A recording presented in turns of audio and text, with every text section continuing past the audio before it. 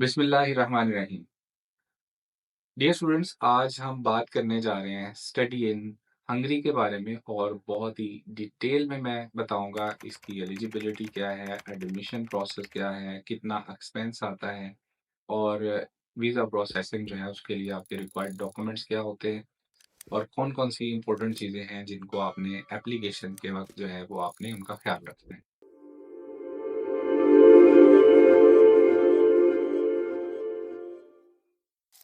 सबसे पहले हम बात करेंगे एलिजिबिलिटी की।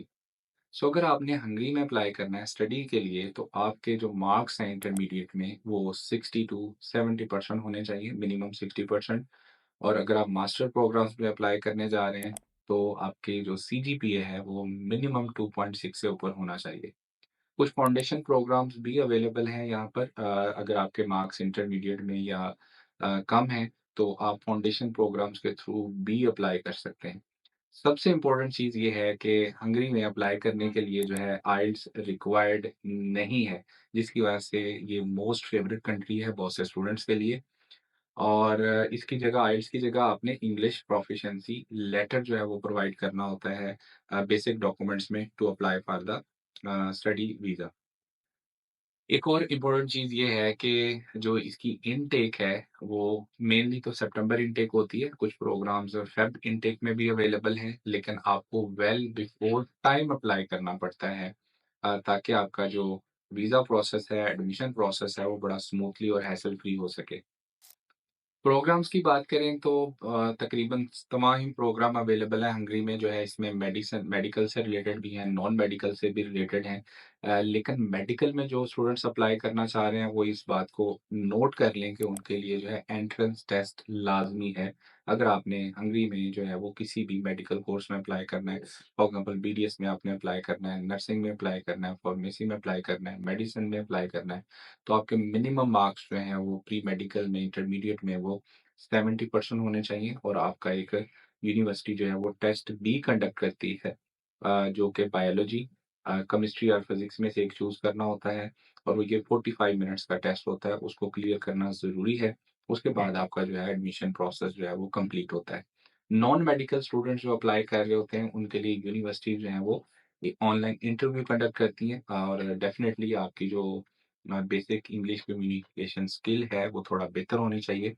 कुछ स्टूडेंट ज़ाहिर-सी बात है वो इंटरव्यू से घबराते हैं, तो वो बिल्कुल तैयारी के साथ जो है वो अप्लाई करें और इतना मुश्किल नहीं होता, बेसिक सा इंटरव्यू होता है, वो ईज़िली क्लियर हो सकता है।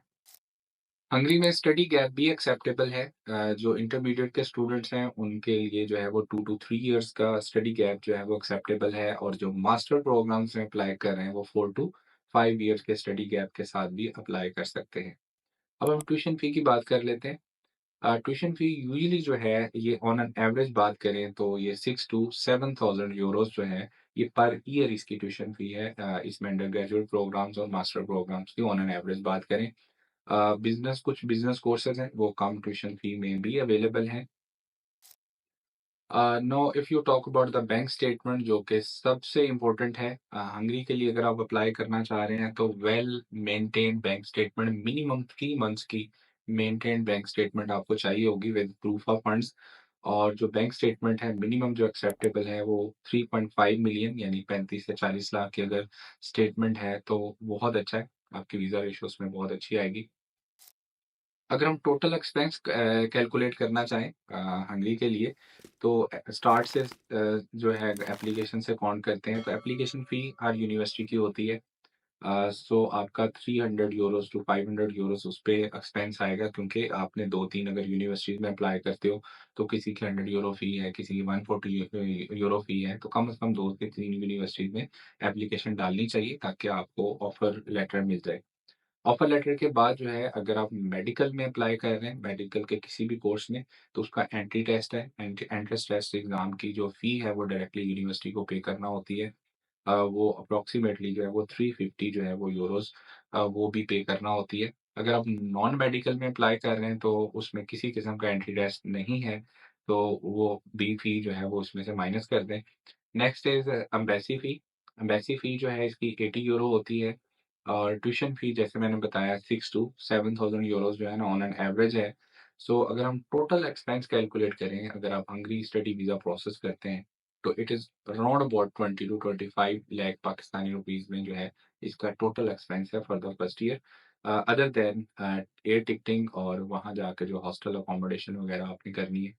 तो इसमें जो हेल्थ इंश्योरेंस है, उसका भी थोड़ा बहुत एक्सपेंस डाल लें, तो अराउंड अबाउट जो है 25 टू 30 लाख में जो है वो आप वहाँ पे हंगरी पहुँच जाएँगे।